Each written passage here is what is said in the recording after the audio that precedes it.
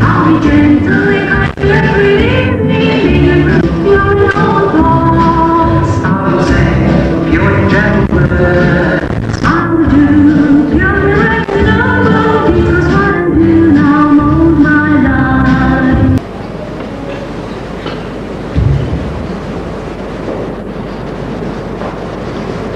Venerable members of the Mahasangha, dear friends, thank you very much for having invited me to deliver this talk, as well as for your kind introduction. The subject that we have to discuss tonight is very difficult subject. The meaning of life. To find out whether there is any meaning or any purpose in our life. First, we must try to find out what is life.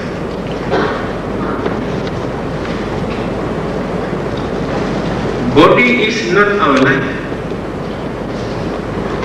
Life is invisible. No one can see life. Just like atom. Life is related to our mind. Life process, mental energies are working together. Body is the shelter, the house.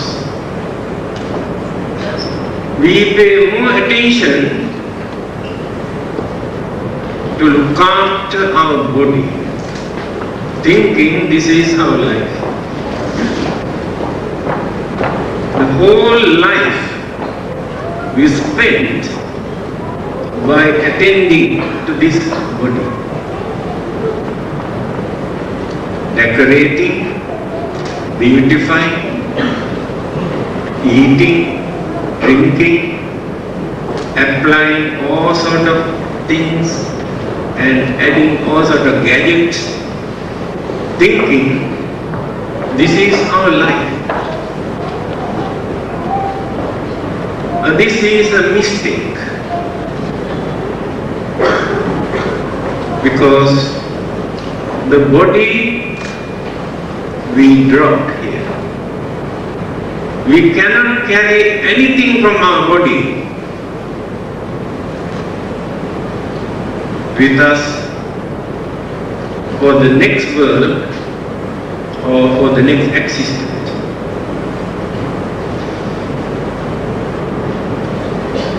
Everything, whatever we have accumulated during our lifetime, we drop here. We cannot carry it with us. All our relatives and friends follow up to the graveyard or the crematorium, and nobody wants to join with us. They return. But the departed person carries two things, called sukritam and duskritam. The things well done and very badly done. That means good deeds and bad deeds, good karma or bad karma. We carry only this much. So the next existence depends on these good and bad action or the karma that we have accumulated. Not knowing this situation, actually we waste our life by paying more attention toward the physical body.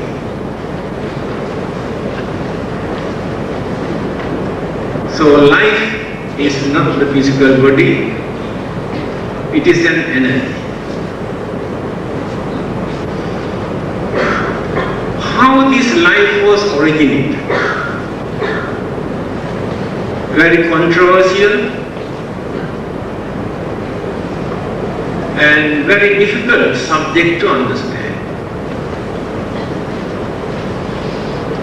Some people say this life was created by God. That's all. Some others say it is not God. There is a universal consciousness. So the life is the unit derived from this universal consciousness. Exist for a certain period, again absorbed into the same universal consciousness. This is another interpretation. Some others say life come into existence accidentally, not created by anybody, not planned or conditioned or promoted by anybody.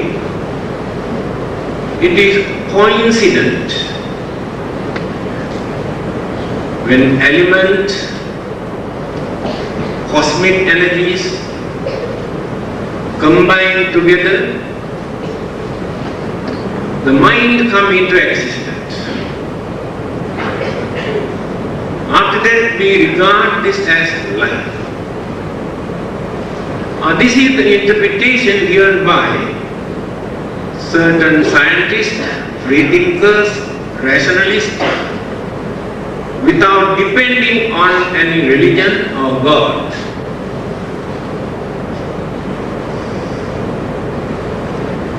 That is why I told you this is a very complicated subject.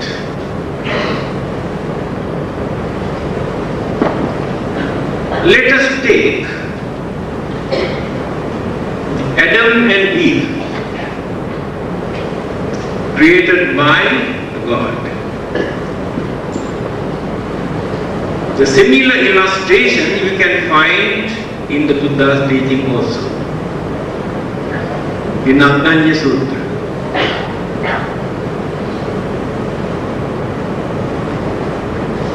God created Adam and Eve. After that, He created forbidden food, advised them not to eat. Then snake appeared from hell, influenced them to eat forbidden fruits. They become sinners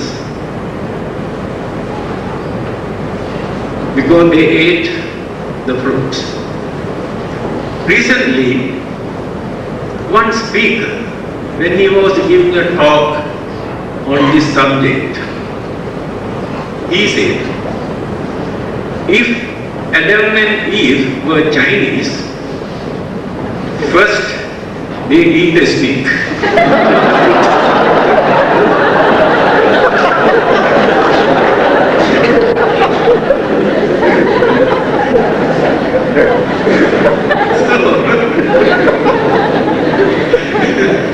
Settle the problem.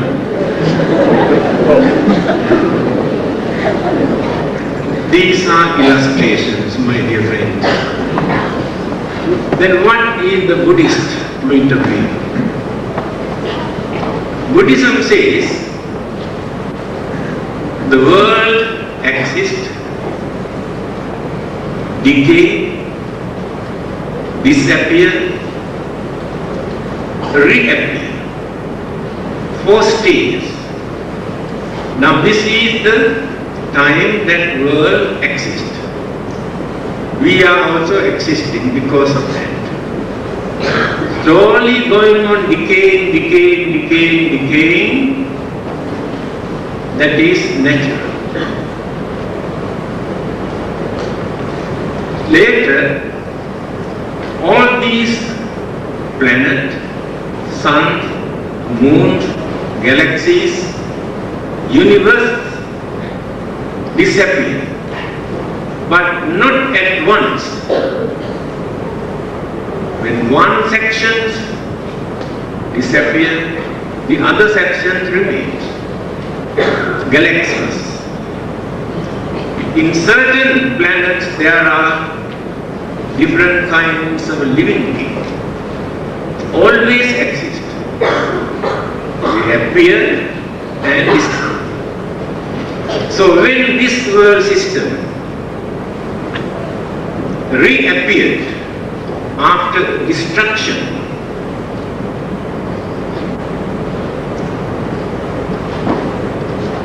certain other living beings in other planets, we regard them as devas or brahmas or gods, whatever name that we give, it is immaterial. Having seen this earth, two of them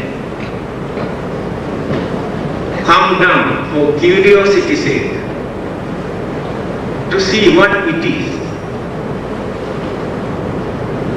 When they came down, they had very tempting aroma. They could not tolerate it. The green of the earth. So they wanted to eat and to taste. Then they found out it is very tasty, better than durian ice cream. After eating this, what happened? Their hidden craving aroused. Then they lost their miraculous power to go back. So they had no other choice, had to settle. Then, after this craving, various other defilement, mental impurities also started to develop. At the beginning, these two persons had no sex formation, neither male nor female, free from them. When craving and various other mental defilements developed, divided, separated, male and female, then started to create, produce. This is the Buddhist illustration. There is one important point here. Those who believe that God created and He created provident food, advised them not to eat, the devil influenced for them to create temptation. After eating, they become sinners. Buddhism says, after eating that green from this earth, aroused their hidden craving, they have lost their miraculous power. Same origin, illustrated in different ways. That means craving is the main cause. Every existing religion accepts this.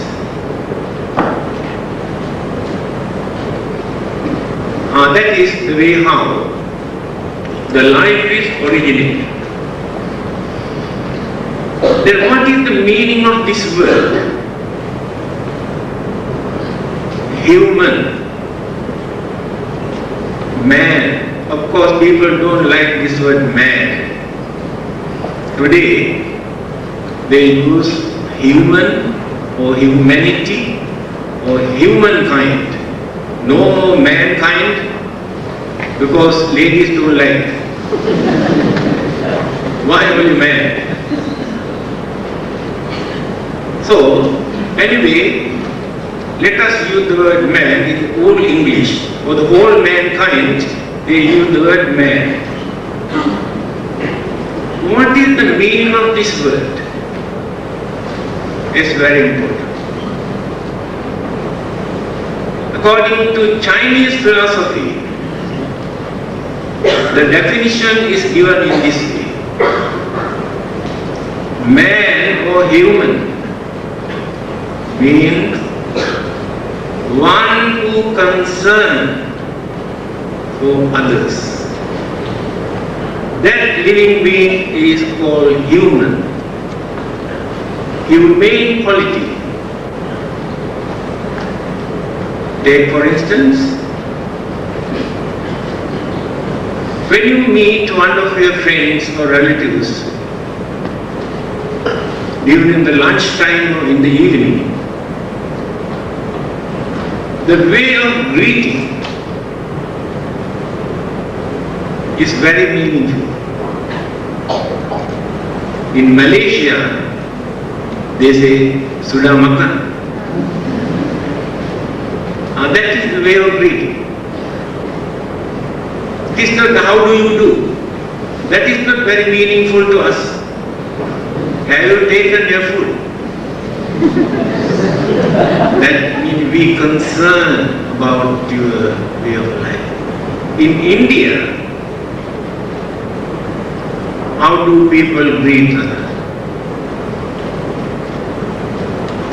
आपकी तबीयत अच्छा है? How is your health? That is the way of greeting. These Chinese definitions of human is meaningful. Human beings always concern others. They are not selfish living beings by nature. Then the Western philosophy, especially in Greece, like Socrates, Aristotle, they say human means one who can use sense of reasoning. Yes, they are right. Human beings are not like animals. They use only instinctive power. They have no sense of reasoning. But we have. That means our knowledge, our understanding, our wisdom. We analyze things to find out whether they are useful or good or bad. Only human beings can do that. Sense of reason. Then what is the interpretation given in Buddhism? I think it is more meaningful, gone beyond their definition.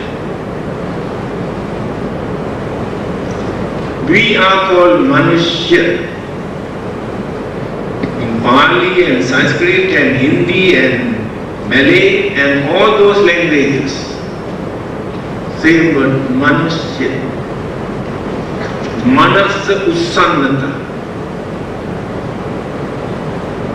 One who can raise, one who can develop, cultivate the mind up to the maximum level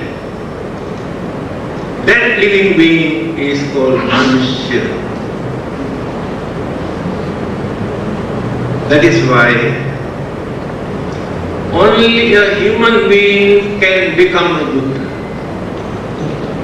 A Deva, or Brahma, or God, any other supernatural living beings cannot become a Buddha.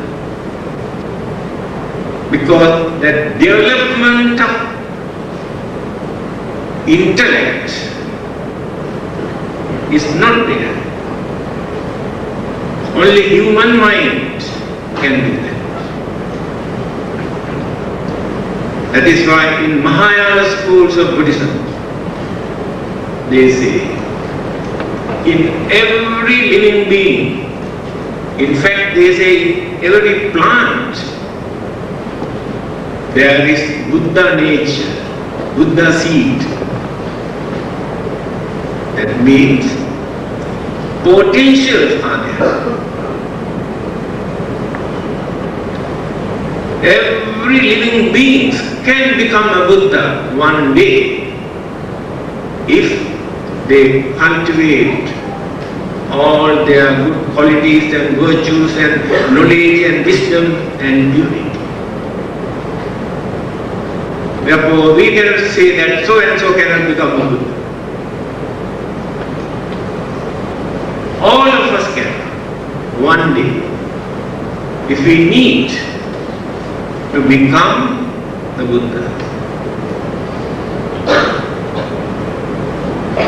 This is the real meaning of this word, human or Manushya.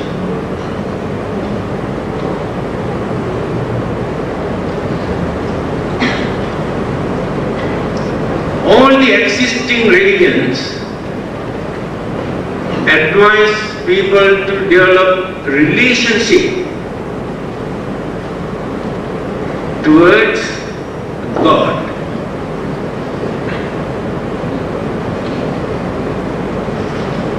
Chinese philosophy says we must develop our relationship toward the human being. Then we can cultivate all the good qualities and virtues.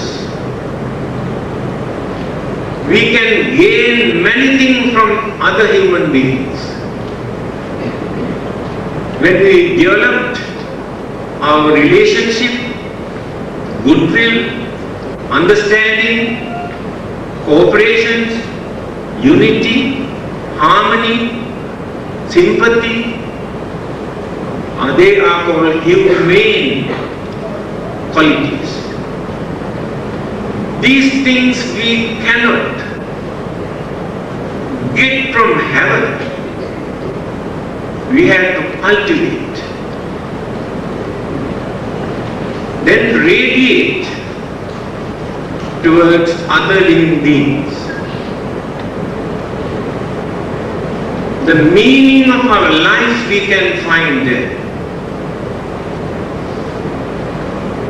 The meaning of life we cannot gain simply by worshipping and praying and offerings or reciting anything. But by cultivating these qualities, virtues, knowledge, wisdom,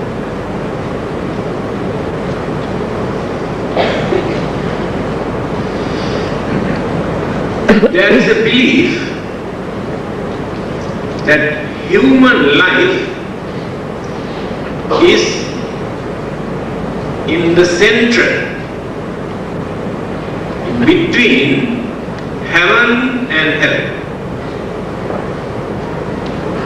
Other living beings are not in the center, only human beings. Why do they say? Because human beings can cultivate their life better than all the other living beings, then they can experience heavenly bliss easily. At the same time, when human mind becomes cruel, wicked, selfish, crooked, can abuse, misuse,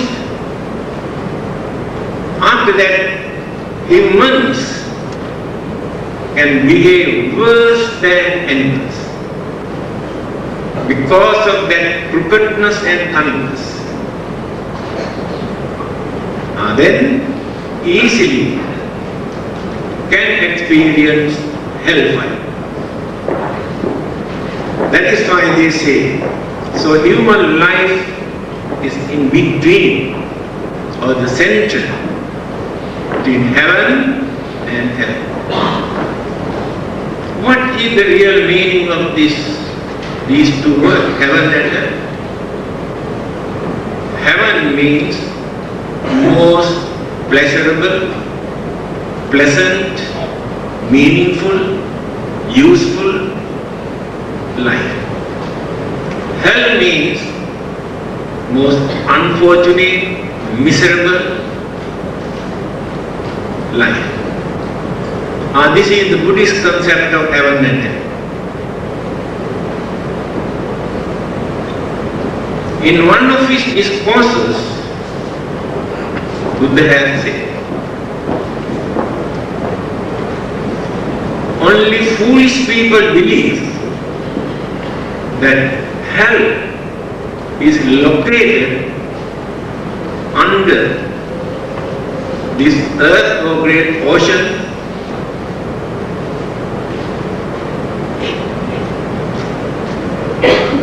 If you don't believe what the Buddha said, if you still believe that hell must be under this earth, today the modern equipment are very strong. You can go on drilling and drilling and drilling. You will be landed in America, not in heaven.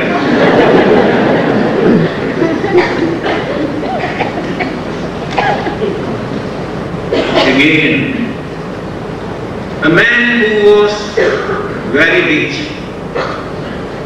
approached the Buddha and said, he has no time to meditate or to observe 8 precepts, to practice religion, but even then, he says, after his death, he would like to go to heaven and enjoy his life. And asked the Buddha to tell him what to do. Then the Buddha said, why do you want to wait until you die to experience heavenly bliss? You can experience heavenly bliss while you are living here within this lifetime.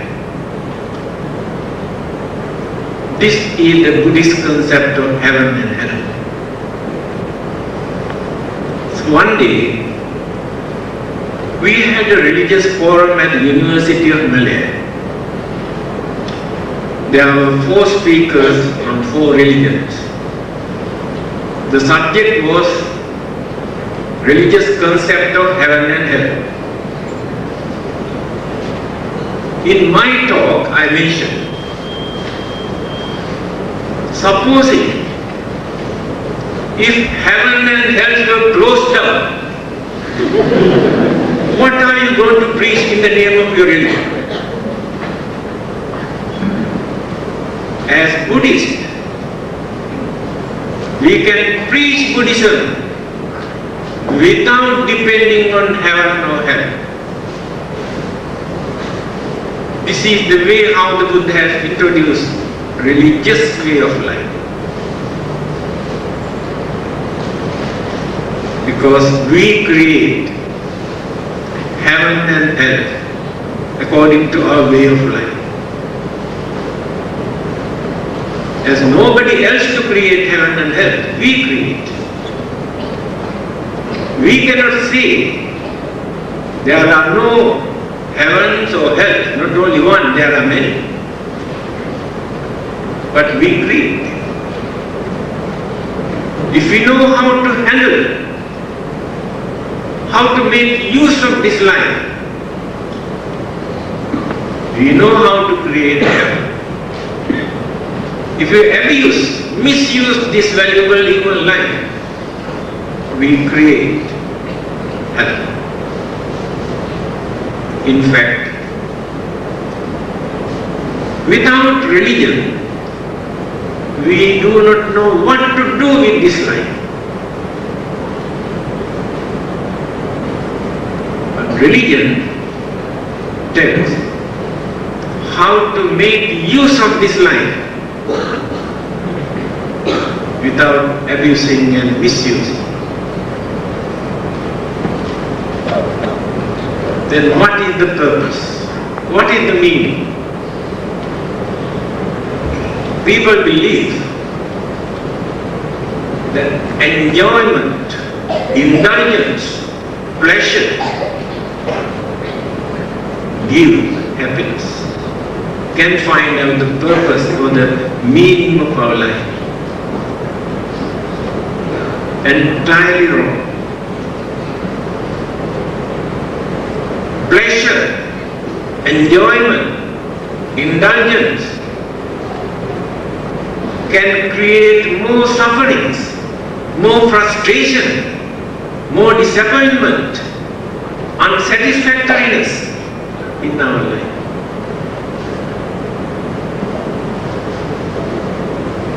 So we should not become slaves to pleasure. Because of that mental attitude, we experience more unsatisfactoriness. The best advice given by the Buddha is this: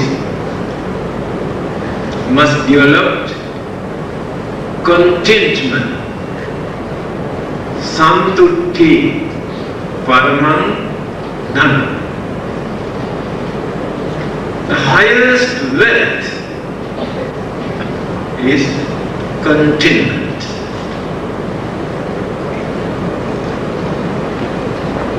Rich man is not a wealthy man. One who develops contentment is a wealthy man. A rich man suffer day and night. Fear, worries, suspicion, insecurity, enemies, disturbances. Is that the way to enjoy life? Always in fear. But the contented man is free from all these disturbances. No enemies, no jealousy, no enmity, no anger. Free, no violence. Such a small mental attitude. Contentment. What is this contentment? This is enough for me. This is contentment. But people cannot do that. People want to work hard like day and night like slaves. Accumulate, go on dumping and collecting. For what? To enjoy life. But before that they kick the bucket. Nobody to enjoy. Then worries, blood pressure, gastric ulcer, disturbances, unhappiness. But one who has developed contentment will be free from all these disturbances. The meaning of life we can give by cultivating these good qualities. Don't think that we can find meaning of life by enjoying.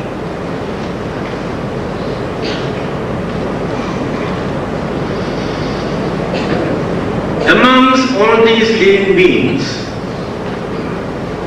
do you know, human beings are the weakest living beings in this world?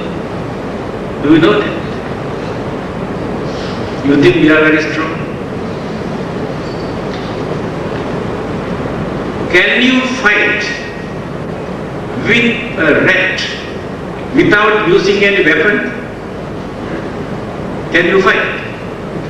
You run away. You are scared of that tiny creature. You think you are very weak. Why are you scared of it? Because you have no weapons with you. All the other living beings have weapons. And the teeth, of course, will not poison. We are good at it. That is why we are scared. Tiniest creatures, ants, bees, they have weapons. Attack. One day I have seen a frog enter into the veranda of our temple. A dog wanted to go and catch this frog. As soon as the dog smelled, then the frog went on bigger and bigger and bigger. Then the dog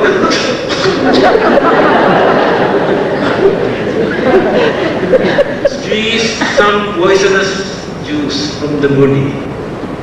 After that dog never went to a frog. What have you? Nothing. That is why I told you we are the weakest living beings in this world. Do you know the reason why? Is there anybody here who can tell me why we are weak, physically or biologically? Please.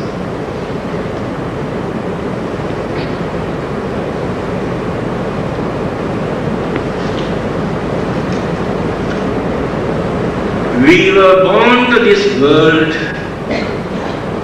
as human beings without any weapons, not to harm other living beings. That is called the development.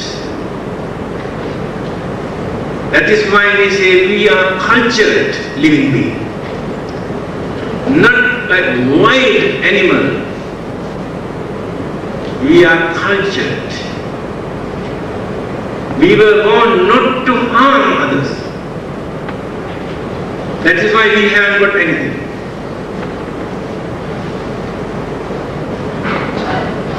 Then we can radiate our kindness, compassion, unity, harmony, understanding towards other living beings. These are the humane qualities, virtues. Then you can see the meaning of life. But unfortunately, due to our craving, we have developed weapons, destructive gadgets. Today, the President of America pushed one button here. The whole world turned into ashes within half an hour. If I am wrong, please go and ask President of America. This is called development.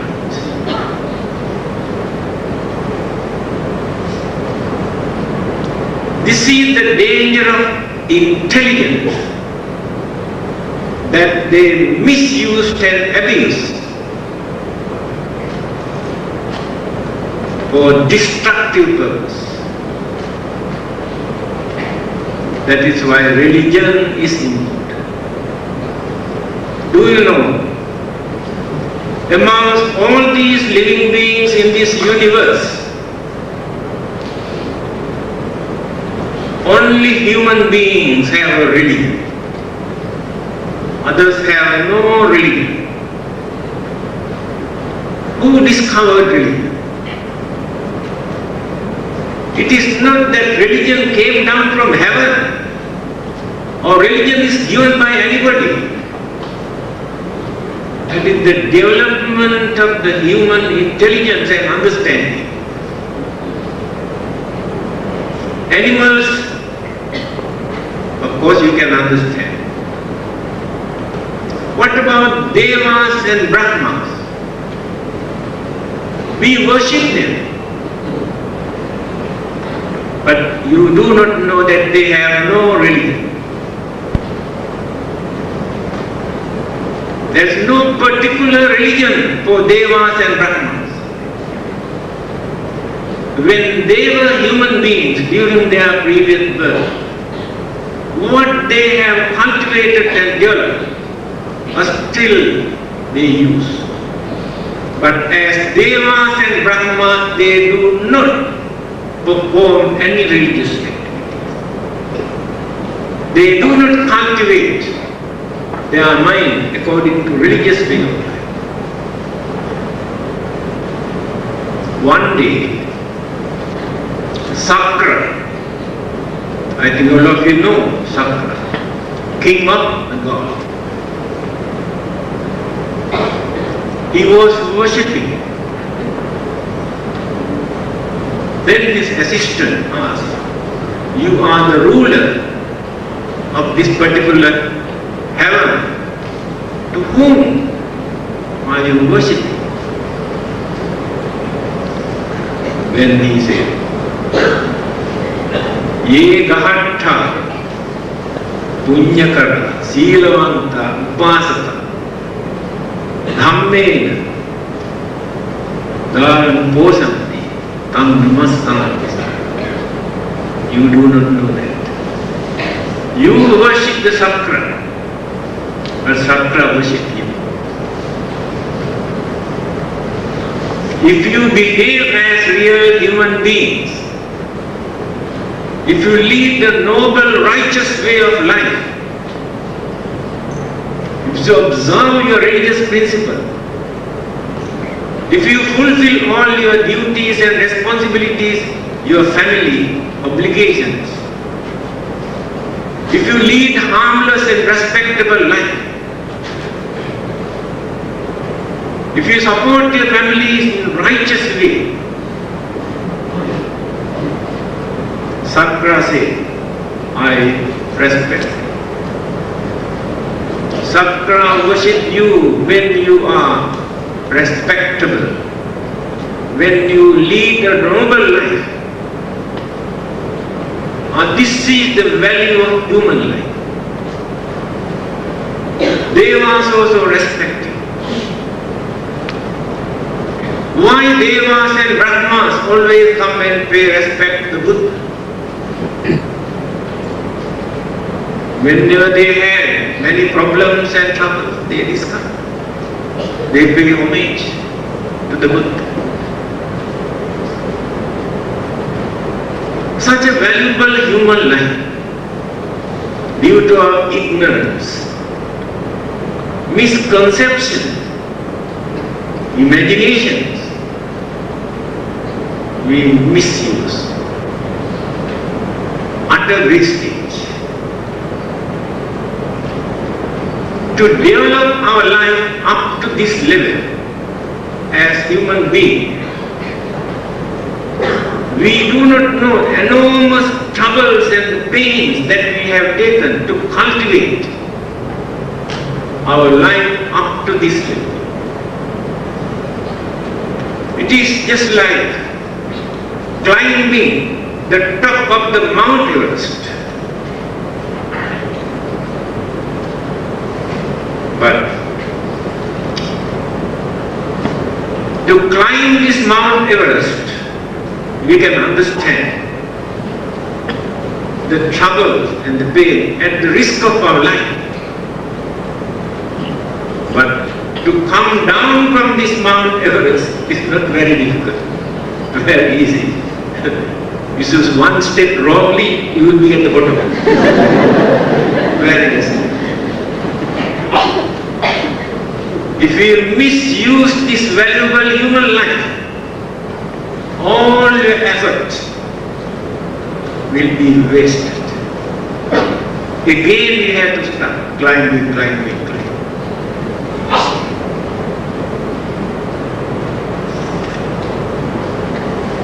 That is why when a Deva in Devaloka or heaven is going to die, and some other Devas say, Ito sugating gaccha. After your death, you must go to heaven. Sugati. Who says? Devas in heaven. The idea is become a human being. As human beings, we can use sense of reasoning to understand. But Devas, Brahmas, animals, the spirit, ghosts, devils, most living beings have no sense of reason.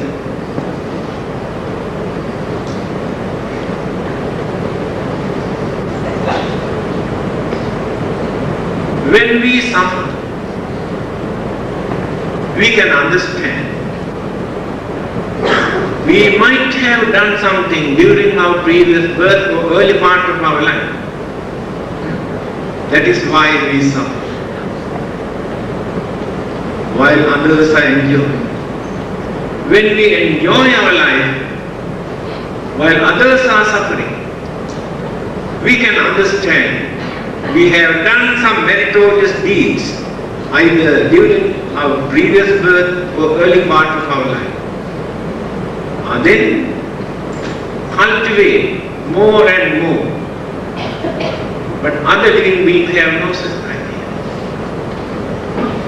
Other living beings do not know how to mold, how to prepare for the next life.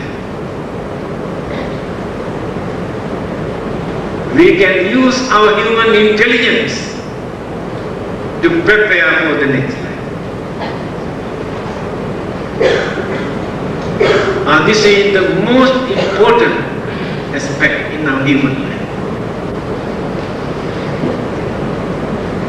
We can see millions of other human beings are suffering and dying and starving. Millions of human beings are living without a piece of cloth. Millions of human beings are living without any shelter. And millions of human beings are running here and there as refugees because of the war and volcanic eruptions and earthquake. But we are all right. See how fortunate we are. We never consider it. Visit certain countries and see how some human beings live worse than the stray dogs and cats. They do have some sort of security. Who created those humans to suffer like this? For fun? For what purpose? Nobody created. their own. That's why I told you, we create our own heaven, we create our own hell. Those who have not used their human life, it is difficult for them to be born as real human beings.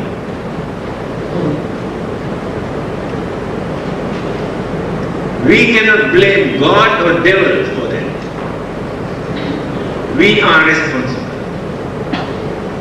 In simple language, the Buddha says, we are the result of what we were. We will be the result of what we are. Very simple. If we are happy, that means we have done some good deeds, some service to others. If we are unhappy, we have done something wrong somewhere to disturb others. And hereafter, after our death, if there is another existence, that life depends on our way of life today. How we think, how we talk, how we do our things, our work. Every day we are going on molding our next existence. It is not suddenly that somebody come and create it. We are creating it. That means we are responsible for our life. There is nobody else to take the responsibility. We can understand this, but other living beings cannot understand. So the meaning of life we can analyze in various ways by analyzing in this way.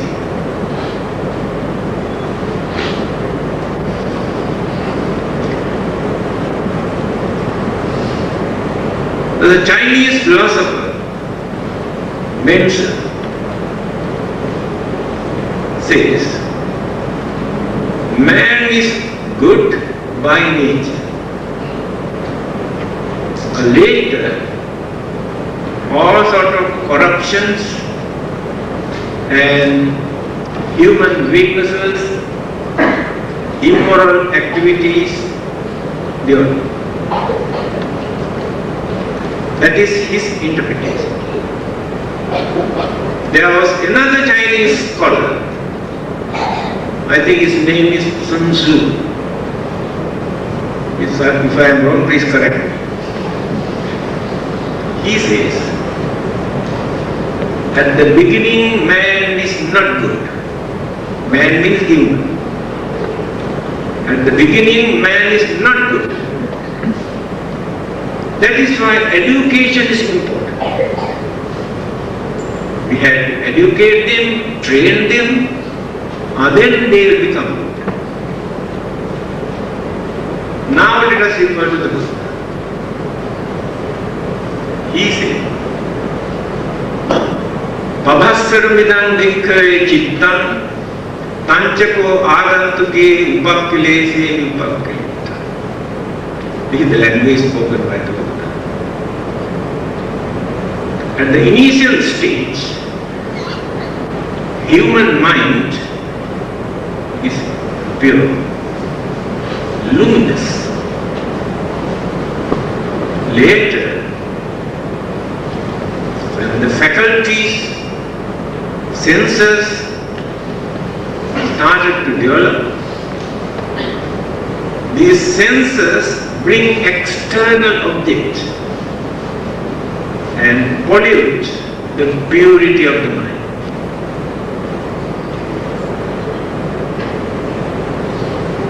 So more and more immoral and wicked and cruel and dangerous things we learn later through external influences. Take for instance, if we can separate a baby immediately after birth, bring up in such an atmosphere, environment, without allowing this child to see all the immoral, wicked, cruel, dangerous things, that child does not develop all the bad habits, wicked things, cruel things, dangerous things. Because all these things we learn from outside. So the religion is important for us to use as a seed to protect this mind, to avoid, to escape all the evil forces that influence for us to be wicked, be selfish, be cruel, be dangerous. Otherwise, human mind can be twist and turn for any purpose.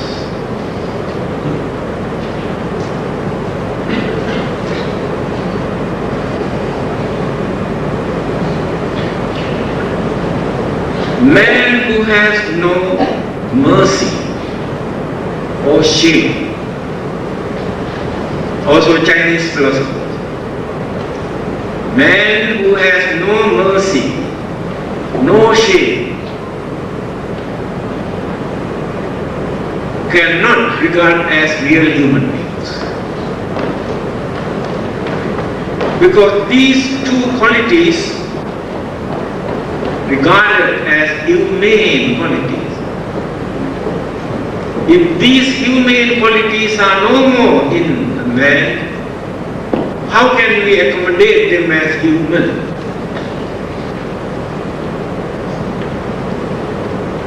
What is the Buddha's advice? He says, before all these religions come into existence, human beings had two governing factors, govern the whole mankind: shame and fear, moral shame and moral fear, hiri and uttama, moral shame and moral fear. Not ordinary shame or shyness that you have, or fear of this or that. This is related to moral or immoral.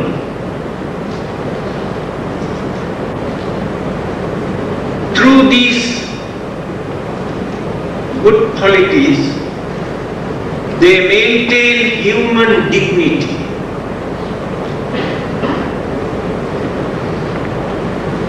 Cultivated humane qualities. The religion come into existence after the development of humanism. What is humanism? Through their understanding, experience, knowledge, sense of reasoning, they realized so many things for them to uphold as their principles. Then developed. These are the duties towards the wife and husbands and children and parents and relatives and friends and the country, developed in the human mind. And these are the things which create enormous suffering. These are the things which create present experience according to their experience. Cultivated humanism. Later,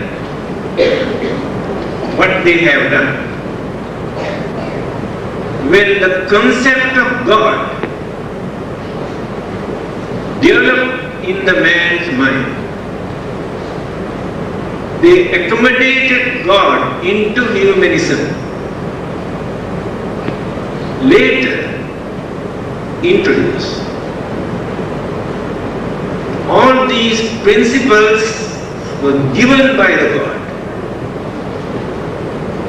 Let us take kindness, compassion, sympathy, honesty, patience, tolerance, unity, harmony, understanding. These good qualities have not come down from heaven. We have developed according to our understanding and experience. When they invited God into religion, then it will become religion. Earlier they are not religions. Then they say God has given. Kindness given by the God. Honesty given by the God. What about those who have no religion? They also have kindness, they also have honesty, they also have sympathy and unity and harmony, who never believe in any religion or any God. They too have human qualities. Not given by God, not given by religions, our own development. This is the uniqueness of the human mind.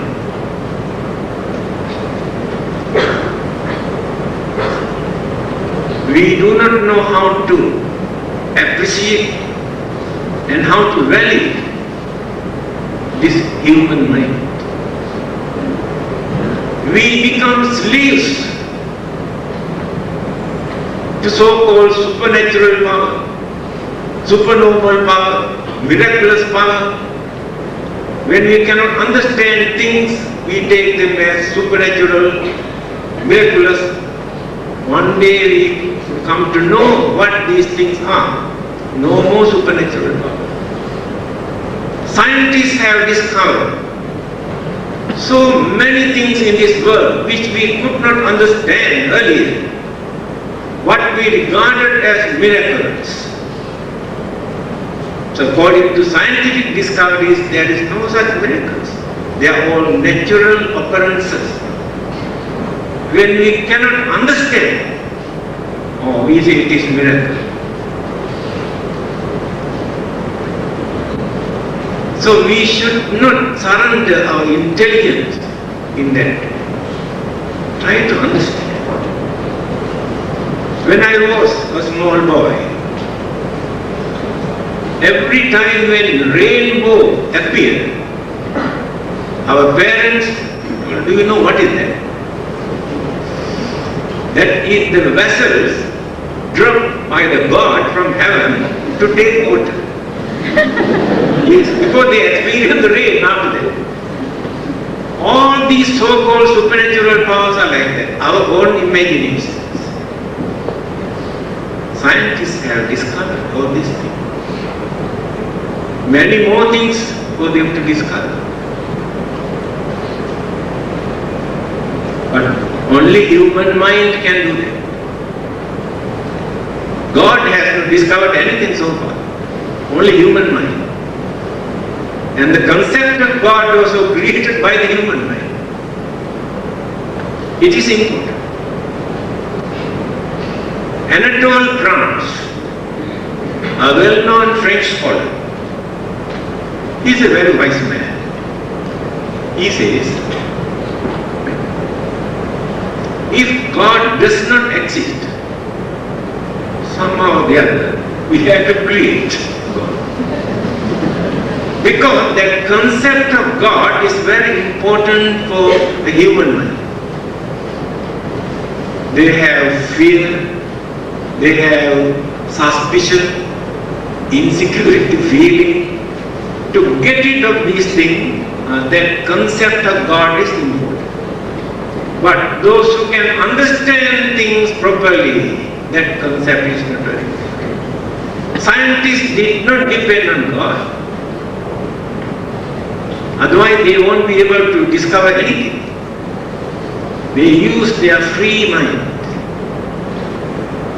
The Buddha encouraged us to use free mind, not to depend on Buddha also, he said. Don't depend on Buddha to understand what Buddhism is.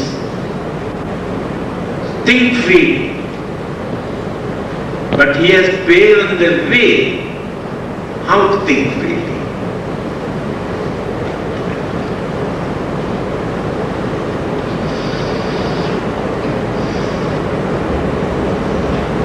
Human life divided into different periods systematically. According to Indian philosophy, Artha, Kama, Dhamma, Moksha. 4 periods.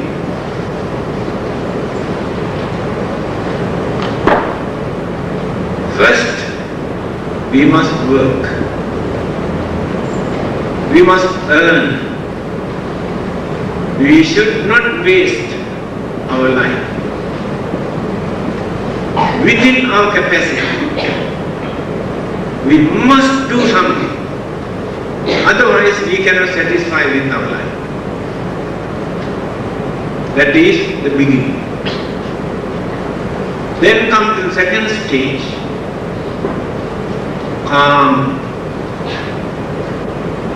Enjoy worldly life,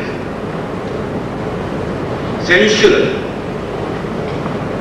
Senses are very eager, very keen to experience worldly pleasure. If you arrest them by force, without proper understanding, there will be a lot of disturbances. I am not talking Buddhism, this is the way how they analyze worldly life. Experience worldly life. But reasonable way, respectable way, without adapting any immoral or wicked or harmful method, you can enjoy worldly life. Religion also never say it is wrong.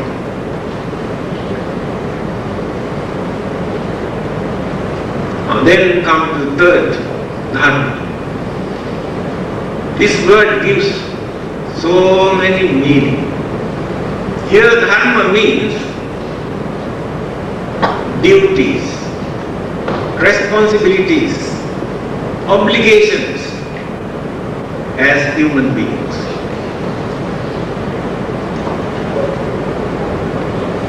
By neglecting your duties and responsibilities, if you try to enjoy your life, then life becomes miserable. It will become a failure.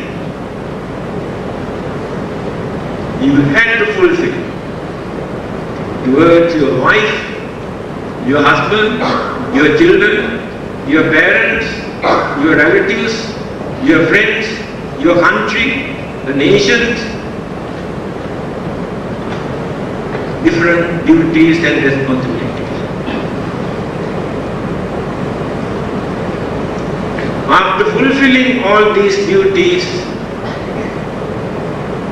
the time has come for you to think of your next existence. Moksha. Your salvation. For that people say heaven or paradise or whatever words. But real meaning is salvation. What is the meaning of salvation? Because here we are like slaves. Physically and mentally. Whole day and night. We have enormous sufferings and worries and disturbances. Whatever we have, we cannot satisfy. Life has become a burden, nuisance. But we have everything, more than enough, no satisfaction. By realizing this, we try to find out whether there is any method for us to get rid of them, to see the end of all these unsatisfactoriness, unhappiness, miserable situation. That is the aim.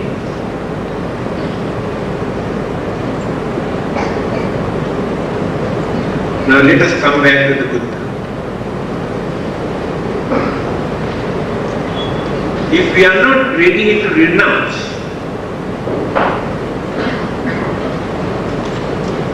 worldly life,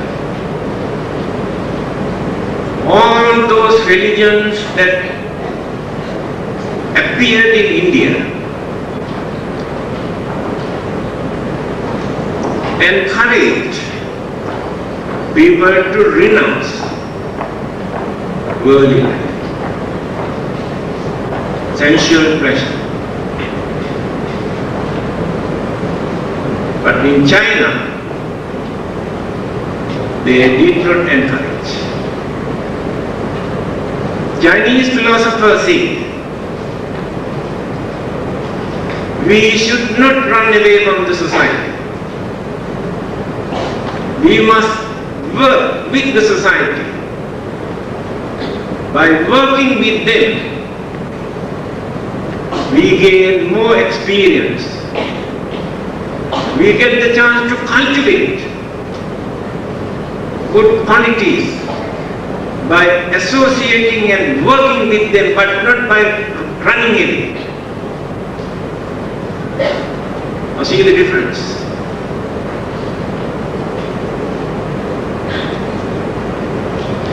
The Buddha, who has renounced the worldly life, after gaining his enlightenment, how did he preach to advise for those who are not ready to renounce the worldly life? Today, actually, people have mixed up religious way of life.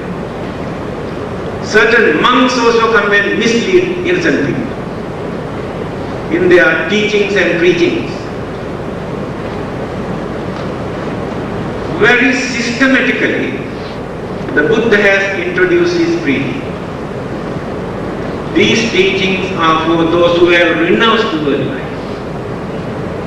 These teachings are those who are not ready to renounce the worldly life. So, worldly people are trying to follow the monk's way of life. Monks are trying to follow your way of life. That is the biggest problem. We have mixed up. Here, by knowing your problems, your difficulties, what the Buddha says. Arakha sampada, utthan sampada, kalyana mittata, samajivakata. Cultivate these four qualities. Let us start with utthan sampada first. The Buddha said, get up. Don't sleep too much. Don't sit down too much. Not now. Don't sit down too much. Don't be lazy. Do something. Do some work. There are certain things that you can do. He encouraged people to work hard. Here you can understand. The Buddha did not preach for everybody, renounce, give up, go back to jungle. There is no such preaching in Buddhism. Again he said, Arakha sampada. Protect what you have earned without wasting, without neglecting, without spending for unnecessary things. Protect what you have. Kalyana mitrata. When you associate with people as friends, you must know who those friends are. Otherwise you get into trouble. Friends are the most dangerous thing. There was a well-known Christian scholar, also in France. His name is Voltaire. He has a different prayer every day. When he prayed, he said, "Oh God, please protect me from my friends. I know how to protect myself from my enemies." Right? We get into trouble because of our friend. Here the Buddha's advice is, you must know how to choose real friends. By knowing them, associate with them. Otherwise you get into trouble. Samajivitata. You must know how to balance your income, expenditure. Don't go beyond your income to spend for unnecessary things just to show off. After that, you never get into trouble if you follow this method. See, all these advices are given by the Buddha for you people. Again, he said, you have 4 kinds of happiness. You must have all these 4 kinds of happiness. Atti sukha, bhoga sukha, anana sukha, anavajya sukha.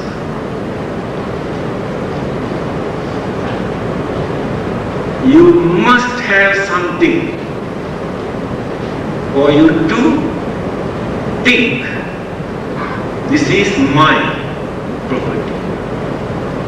This is my bank account. These are my jewelries. This is my house. This is my land. You must have something within your life. Atti sukha. So when you come to know that you have something, the happiness that you gain, confidence that you gain is important for your way of life. See, the religious teacher who has renounced everything advises you to do like this. Many people misinterpret Buddhism. That's why many of those Buddhists actually have no backbone, see. People come and mislead the teachings of the Buddha. Then he says, Bhoga Sukha. By spending what you have earned, you can enjoy your life. There are people who accumulate, collect property, money, they don't even take proper photos. So stupid. Enjoy your life. But when you are going to enjoy, please don't forget your basic religious principle. At least 5%. Without violating, without breaking these 5 precepts, you can enjoy your life.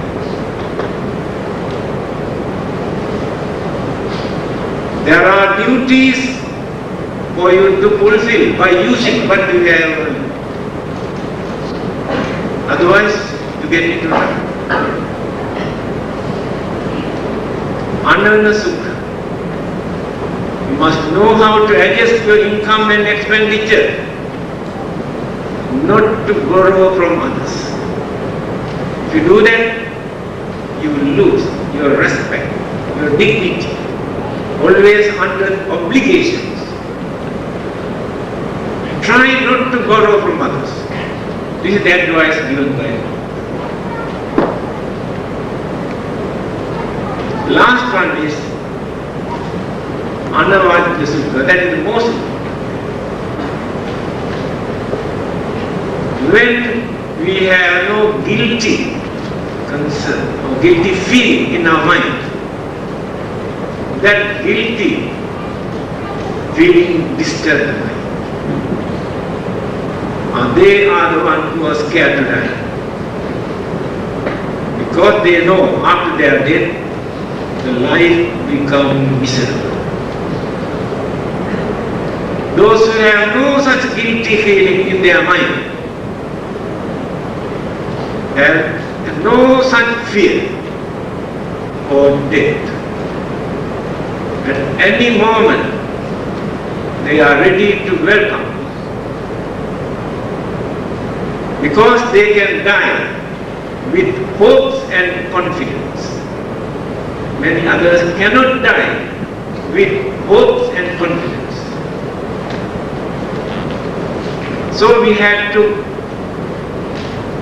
cultivate our life, not to regret at the last moment when we are going to die. Oh, I have done this, I have done this, I have disturbed, I have bluffed and fiddled and cheated and this and that. Cannot die, of course. Scared to die. Sometimes ago, I received a letter from a Buddhist scholar from Australia, David Morris. He has written to me, to some others also, like this. Reverend Sir, I think you will be very happy to know that I died today. He has written the letters and handed over to somebody to post after his death. That is why he has written like this. There are two reasons for you to be happy. First thing,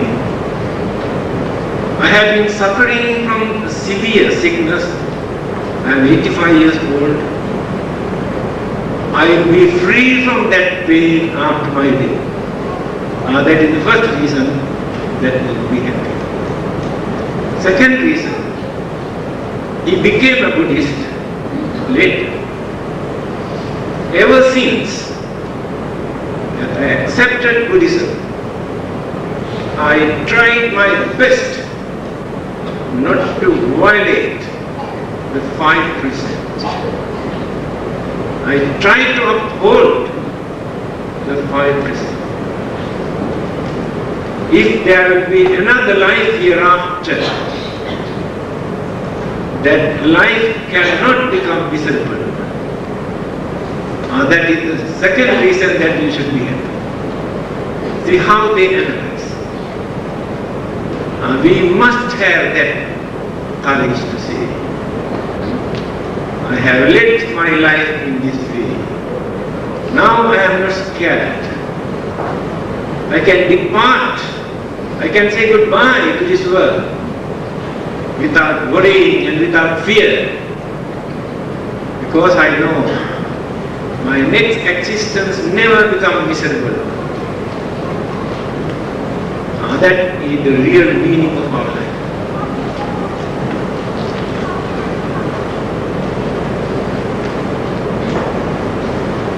One and a half hour. What do you think? Is there any meaning? I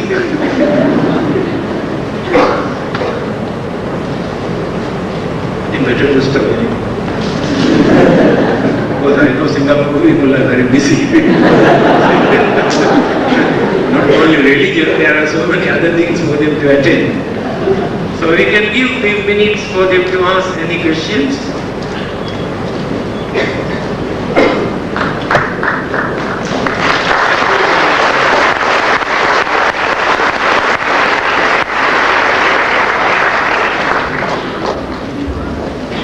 Thank you, Venerable Sir.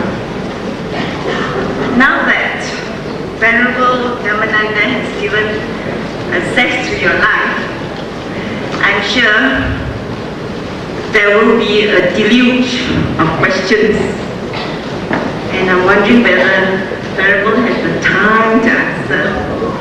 So, question time. I believe that you all have been given writing materials, and there are two mics on the floor.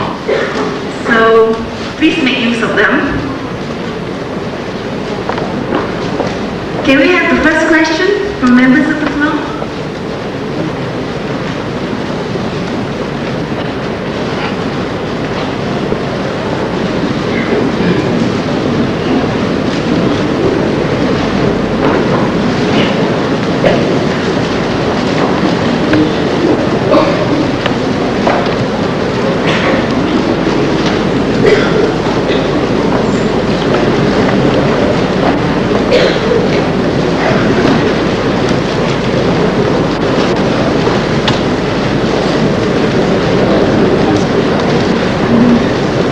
Can we have the first question?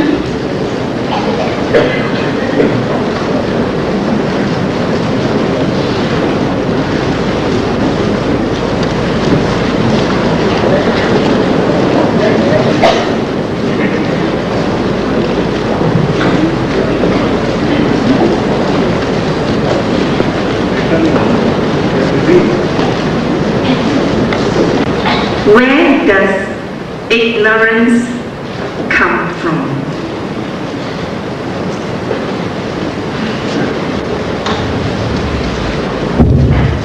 It is a very good question, because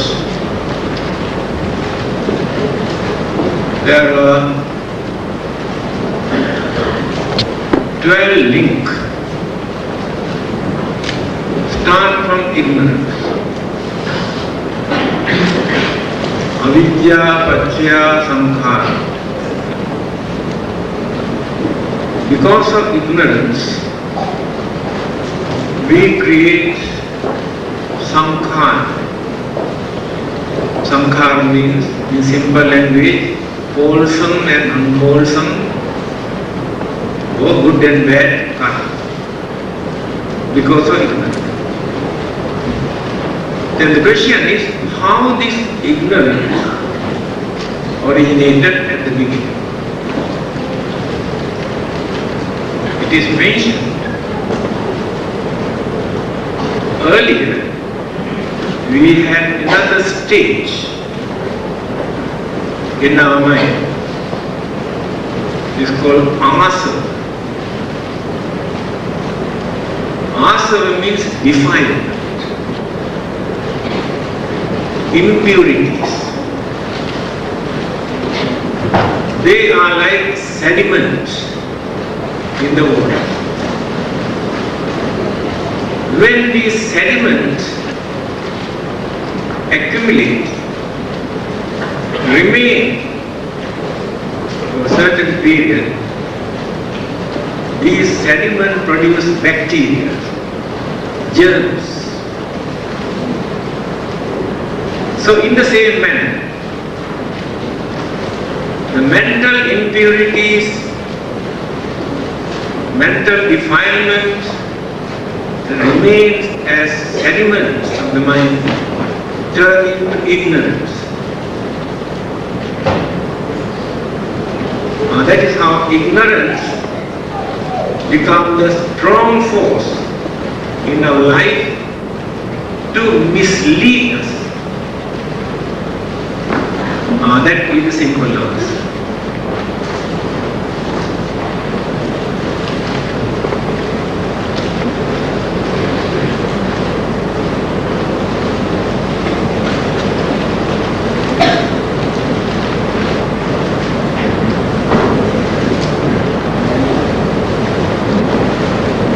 Want to use the mic? Thank you, sir.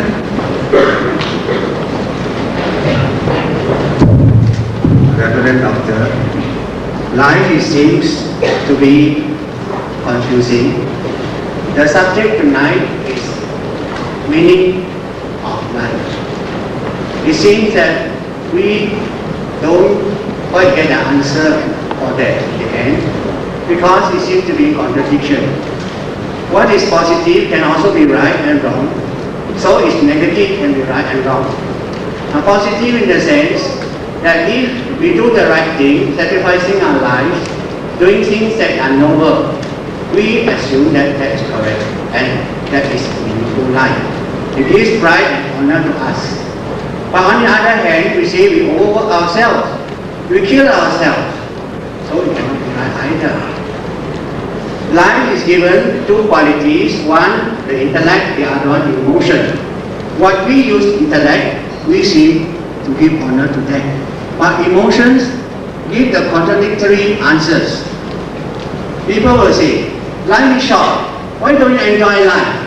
Don't struggle too hard, you die. You have so much money, you can't bring it to heaven. So, this also is the right answer. So where do you get the right answer?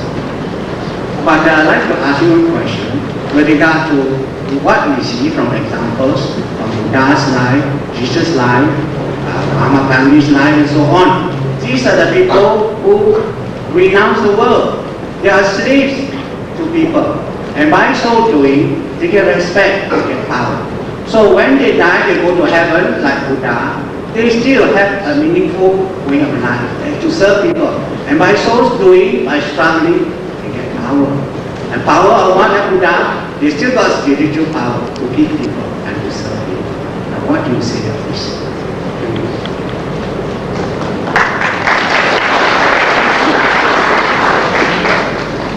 So you have given another introduction to my talk. I did not ask questions. Thank you for the introduction. You have added me to my talk. There's one mistake, I think. Please forgive me. You think the Buddha has gone to heaven after he did. It is wrong.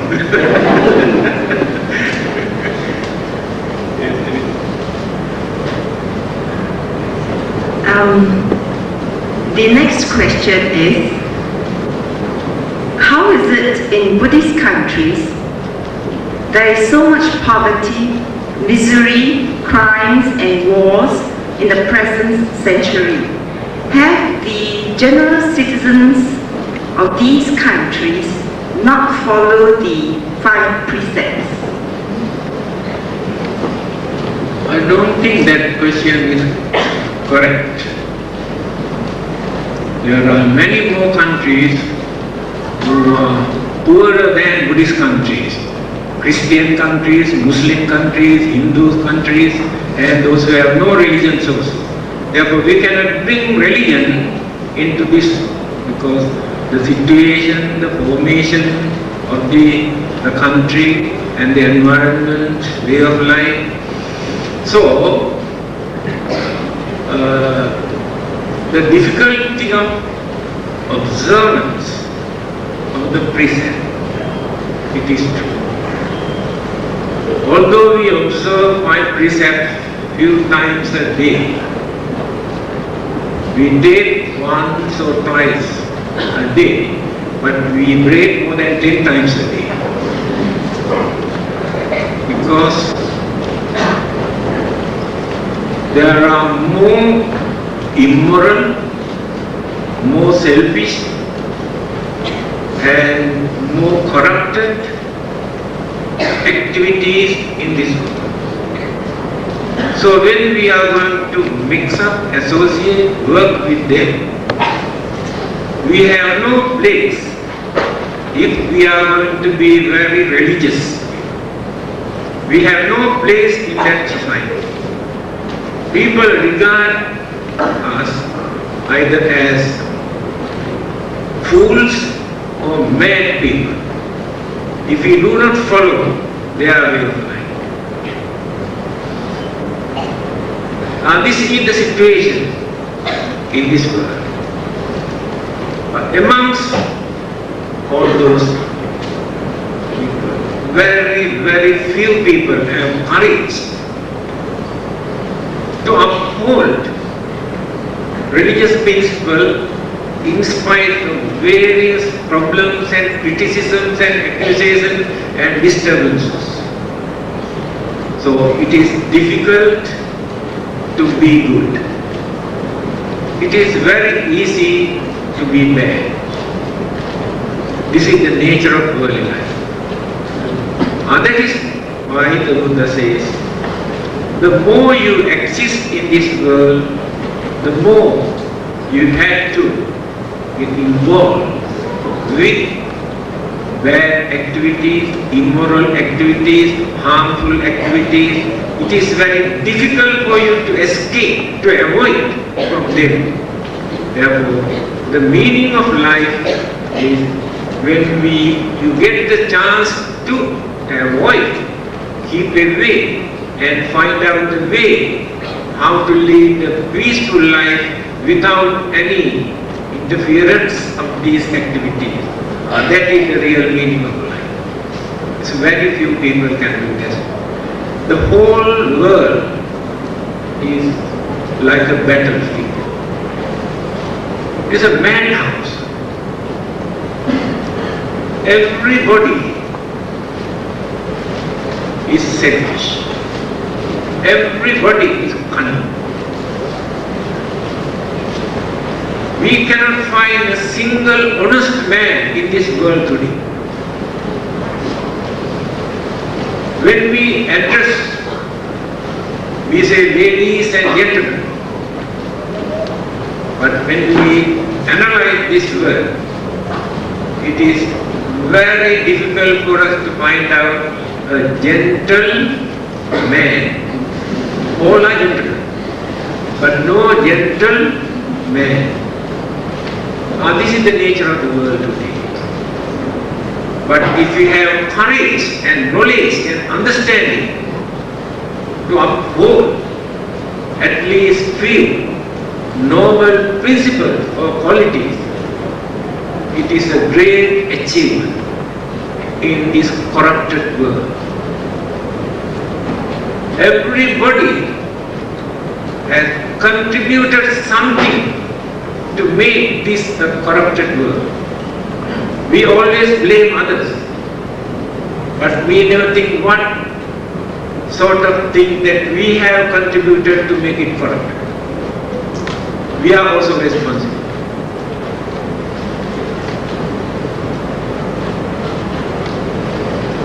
Thank you. The next question is in the form of a letter. Dear Venerable Sir, may you be blessed with good health. I've always looked forward to the questions and answers section during your talk. Please enlighten me with regard to this. The water that I offered to the Buddha, after some time, I noticed some ants were drowned in it every time.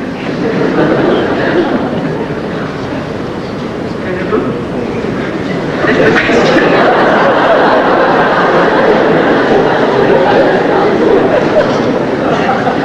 So do you want a method to avoid that? There was a well-known German philosopher. He has written a book also. He says, when we want to keep a glass of honey or a cup of honey, to protect this honey, we take another source and pour water and keep this one. Then the ants cannot go. You can protect the honey. At the same time, he says, we can divert our mind to make it a good karma. Same action. What is it?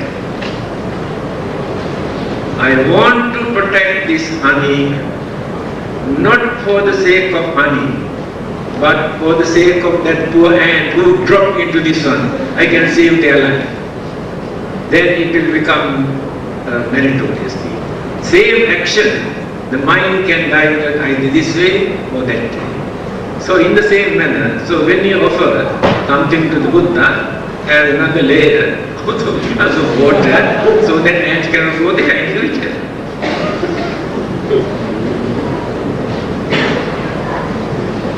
The next question is, when and what is required for a person to renounce life?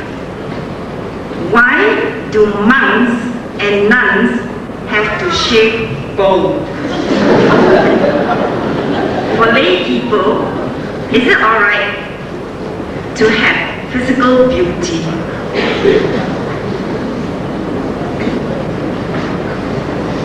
I think that question must have come from a girl.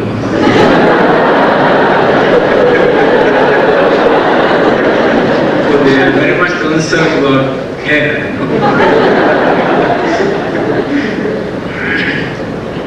The first part of the question is when or the suitable time, what are the qualities to renounce the world? It's a very good question. You should not make up your mind to renounce the world without realizing, considering and understanding properly. Because of your emotion and certain conclusion can create disappointment later. The man suddenly decided to renounce worldly life, gave up even the clothing also, by using a piece of cloth just to cover the nakedness. He went to the jungle, sitting under a tree and started to meditate. When he was meditating in the jungle, a rat came and started to cut that piece of cloth that he was covering his nakedness. This has become nuisance to him. I think what to do now. And he had the idea. As a cat at home. He went home and brought the cat. And now the rat doesn't come. But there is nothing for this cat to eat in the jungle. Cat make noise. This has become nuisance to him. He cannot meditate. Now you're thinking what to do. As a cow at home, milking. He brought the cow and the cow, and every day he took milk and feed the cat. Satisfied. But the cow made noise. There was nobody to attend to the whole day and night. Tree. He cannot meditate. Then he thought, best thing is to go and bring my wife. So he brought the whole family, whole house into the jungle. Because of that sudden conclusion, decision to renounce the world.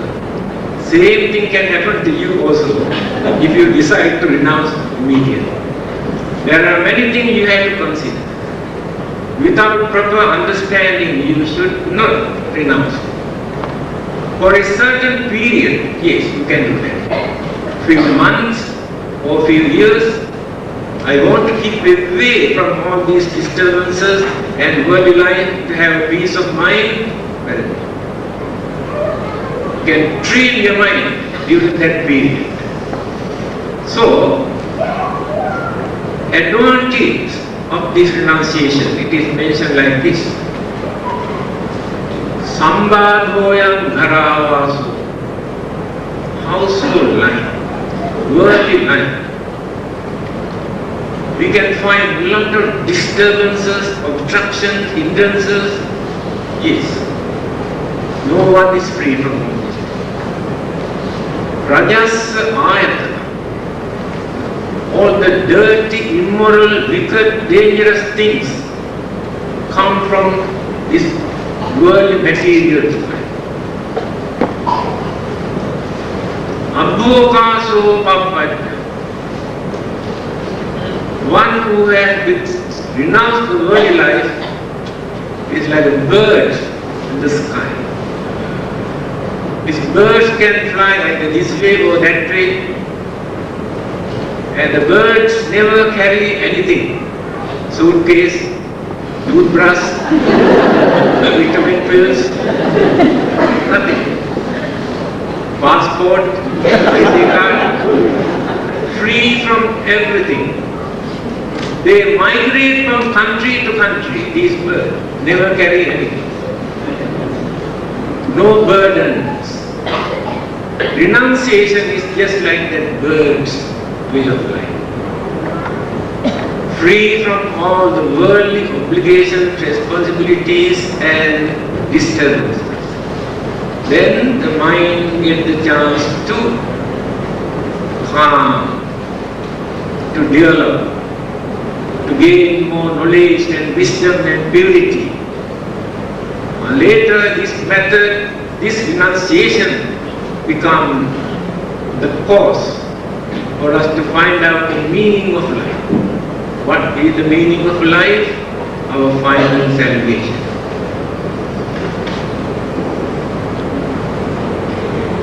The next question is, can I combine religions like Christianity, Buddhism, Islam into one belief? What is good? What is bad? Please explain, as I am 3 in 1.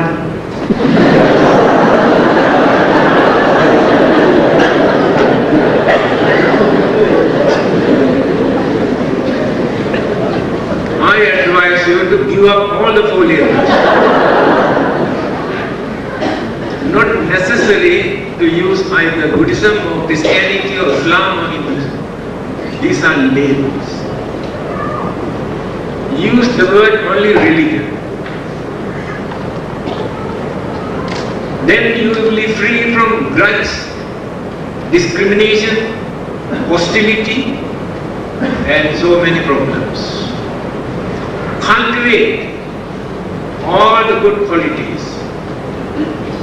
All these existing religions have borrowed the good qualities from the humanism that we have cultivated at the beginning. Not created by their particular religion, not given by God, not given by the Buddha. Buddha did not create any of these good qualities. He said, I am going to preach the Dhamma that existed earlier. It is not a new Dharma. It is not a Dharma or religion created by the Buddha. So Dharma or the truth or kindness and honesty and good qualities are not belong to any particular religion. They are not the properties of any of these religions. Because those who have no religions also uphold, respect these good qualities. They also live as gentlemen, noble human beings, without depending on any religious label. Today people are fighting because of these religious labels. Labels are not important. Try to cultivate good principles, good qualities, without depending on any religious label.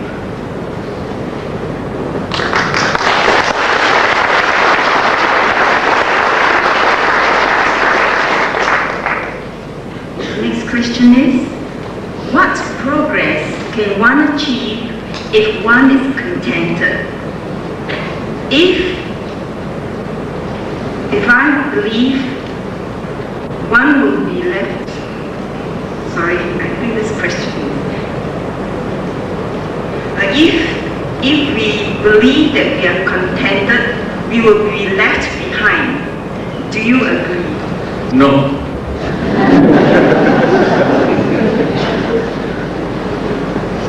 Just now I mentioned, when the mind is contented, that mind will be free from jealousy. Jealousy never appears when we are contented. We allow others also to earn and work and enjoy. That is the first thing. If there is no jealousy, no anger. Anger comes because of that jealousy. So we will be free from that anger if we are contented. If there is no anger, we never create violence or bloodshed or disturbances. We will be free from all these bad, evil, wicked thoughts if the contentment is there. So that is why the Buddha says, Santutti Paramam Nana. The highest wealth in this world is the contentment. This is enough for me. So simple, yet very meaningful.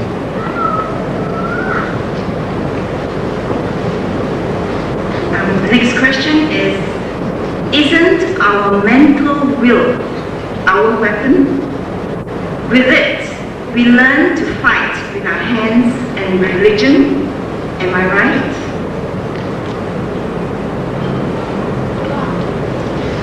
Use religion also to fight.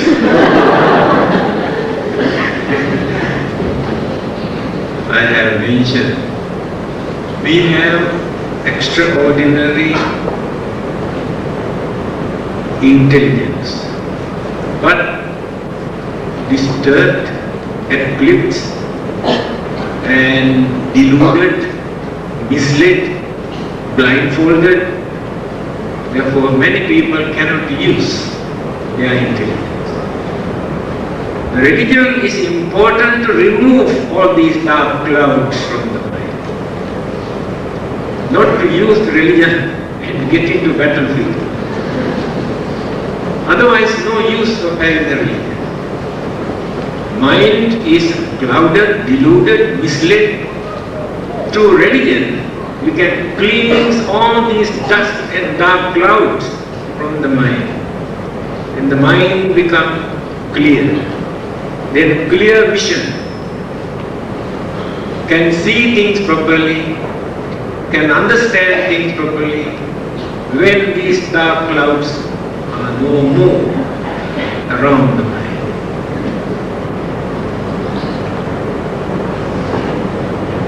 The next question is the eating of garlic and onions and the eating of eggs that are unfertilized killing life? Sorry, I think this question is not correctly phrased. Is the eating of eggs that are unfertilized is it alright to eat eggs that are unfertilized as well as garlic and onions?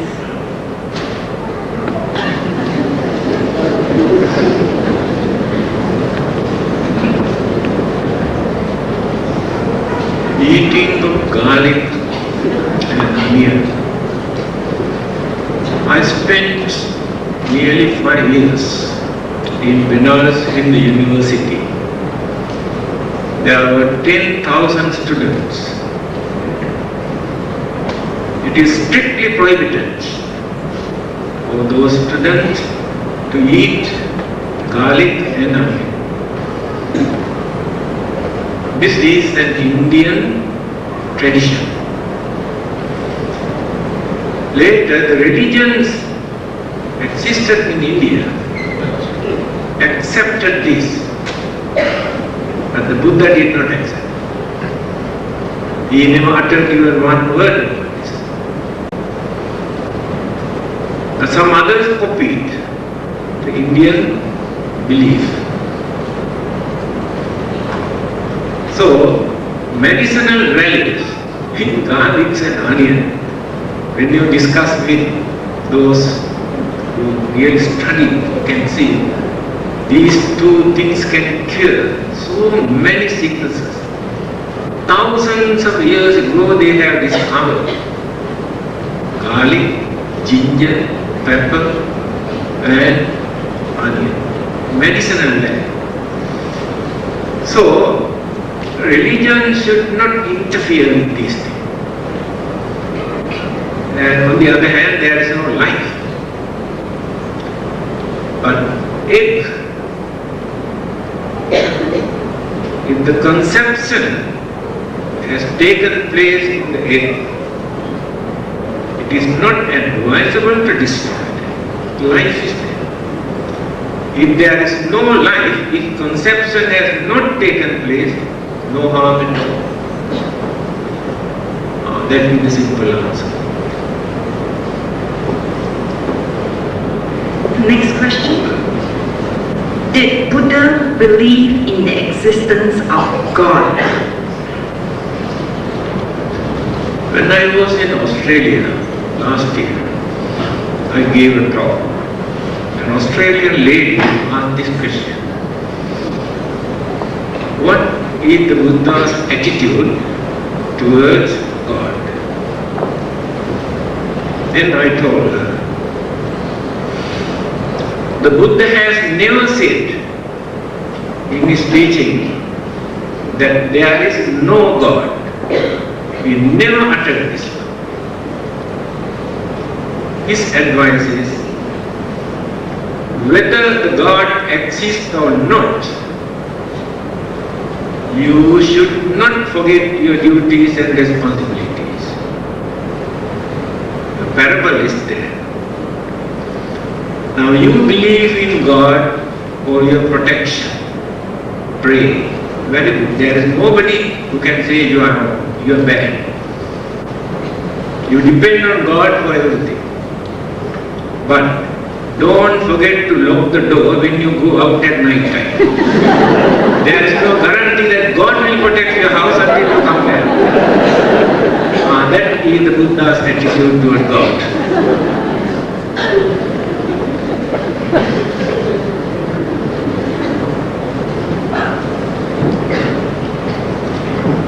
The next question is, again, it's something like a letter. Dear Venerable, just now you explained Buddhism, just now you gave an explanation of how man comes about. But to what I have heard and read so far, there's also another explanation that the beginning of human being and the universe is beginningless. Because if there is a beginning, there is an end. So, it is beginningless. And if I'm not wrong, the Buddha did not answer the question of the origin of man. Can the Venerable clarify my doubts? I think you have mixed up. That is another aspect. So those two human beings or living beings who appeared first time on this earth, in this world, is not the beginning. They existed earlier. They were not created by God. They have come down from another planet. Therefore, that is not the beginning. Example.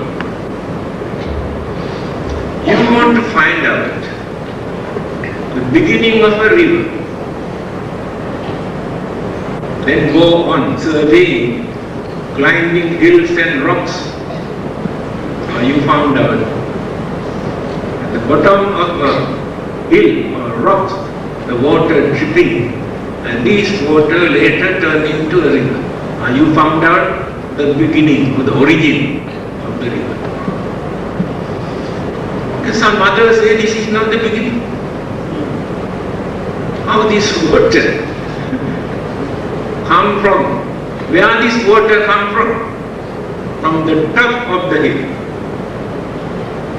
After climbing the top, they found out that accumulated water, rainwater, on the top of the hill started dripping. So the beginning of the river is not the bottom but on the top of the hill. Then again some others say, how this rainwater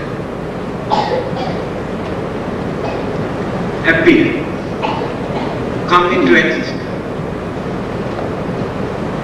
So the accumulations of water on the top of the hill are not the beginning of the river. Then they found out the sunlight, sun rays, evaporate water from here and mix up the cloud and again drop. Then some others ask, how is water originated? Then analysis, oxygen and hydrogen. You find out the origin of the river? That is why the Buddha says infinite, goes round and round and round. End become the beginning, beginning become the end. There is no beginning. Various other factors, sources, energies contribute and changing. It is true. Anamatagoyam vikkhave sansaro uppakotina panjayati. It is impossible to find out the beginning of the universe or the world or the life. But here what we mention, when the formation has taken place, those two devas who have come down from another planet who existed earlier, settled down here. Buddhism teaches in this way, but other religions say God created them at once, here on this earth. That is the difference.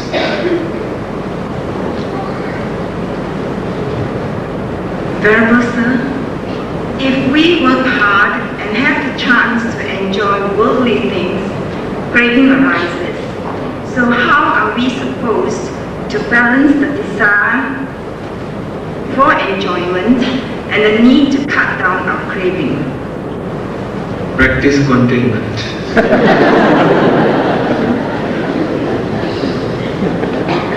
Short and sweet answer. Venerable, in Buddha's time, science was not as advanced as today, but people seem to be enlightened by Buddha's teachings faster.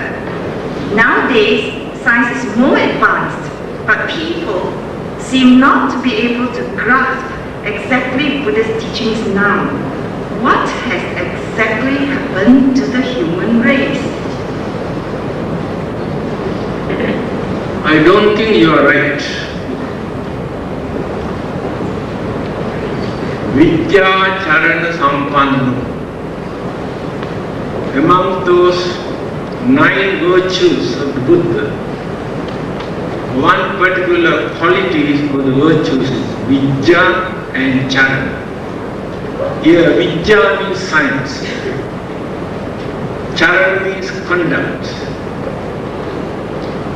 That scientific knowledge and conduct, both we can find equally in the Buddhas. Nobody else in this world who had both equally. Buddha is called Vidya Charana because of it. He mentioned this on many occasions. So far I have revealed only this much, what I understood,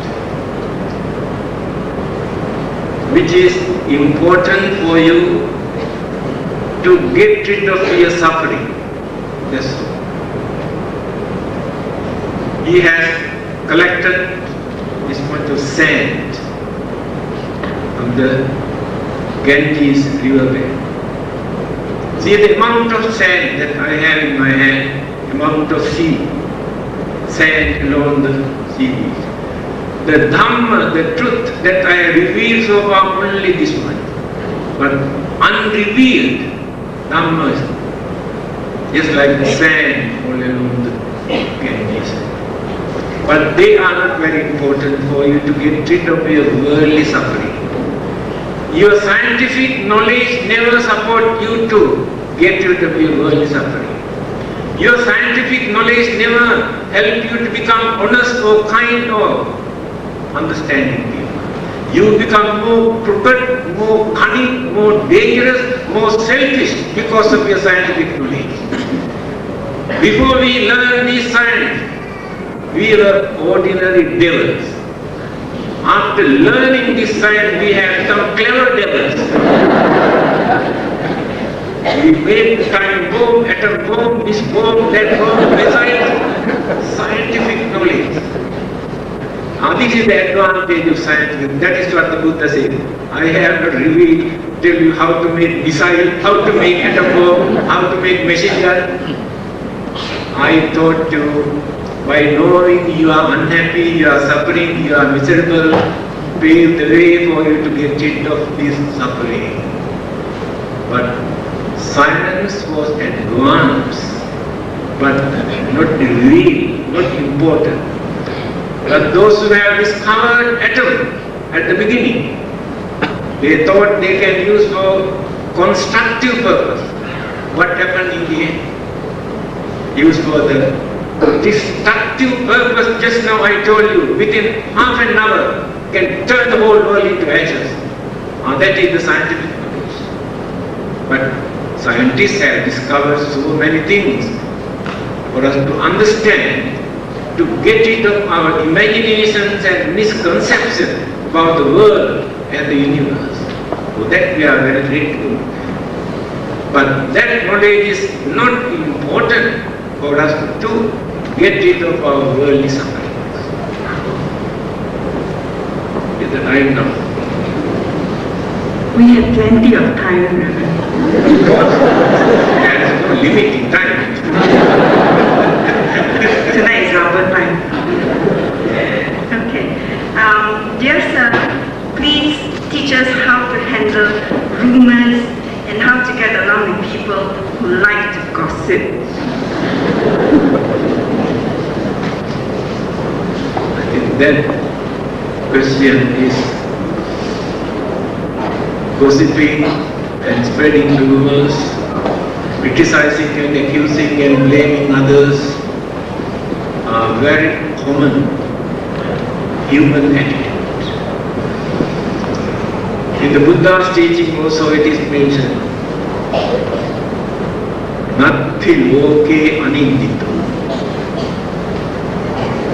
No one is free from blame, accusation, criticism, whether they are good or bad. The Buddha was very good, Jesus was very good, Mahatma Gandhi was very good, Socrates was very good, Abraham Lincoln was very good, Martin Luther King was very good. They tried to do wonderful service to mankind. How many criticism, accusation, blames and enemies, and in the end they tried to kill him, they killed many of them. This is the nature of the world. So we should not disturb ourselves, create enmity or anger in our mind when others criticize or blames or accuse. We must strengthen our mind to face them. One day, somebody scolded the Buddha's disciples by using dirty and vulgar and wicked words. Scolding and scolding and scolding, but no reactions or emotional feeling. He was sitting like a statue. He was very angry and shouted, "Did you hear what I told you just now?" Then the disciple, "What did you say?" "You didn't hear that I scolded you." "Did you really scold me?" "I did hear." Because he was concentrating on something else. So we have to train the mind not to pay too much of attention towards scolding. When somebody comes and starts to scold you, you close your eyes and concentrate and practice inhaling, exhaling, meditation, 1 to 10, 1 to 10, 1 to 10, you cannot hear anything what is doing.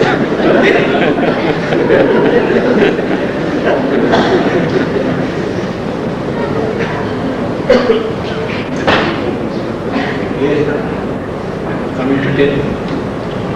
10 to 10. Can we have this last question? Last one. Okay. What is Buddhist view on procreation?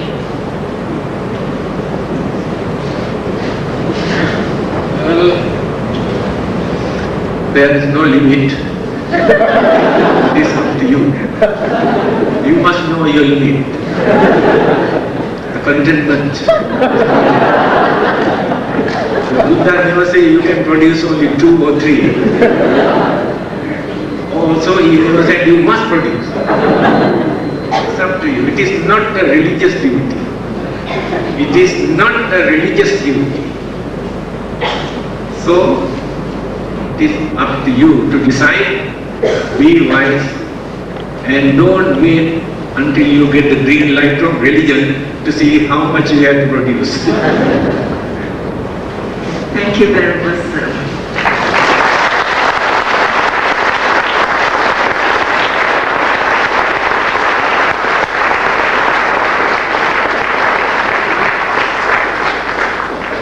We are very fortunate tonight. We are given more meaning to our life, and the next we will be given blessings too.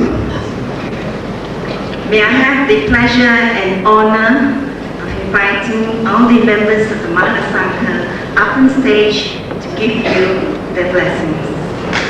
Very well.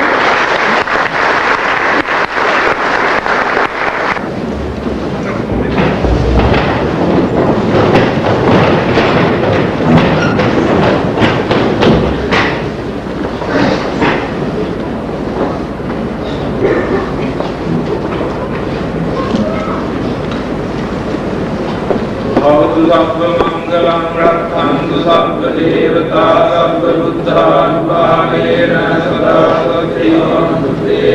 Sabba mangalam rakhantu sabba devata sabba dhammanupamena sada satya.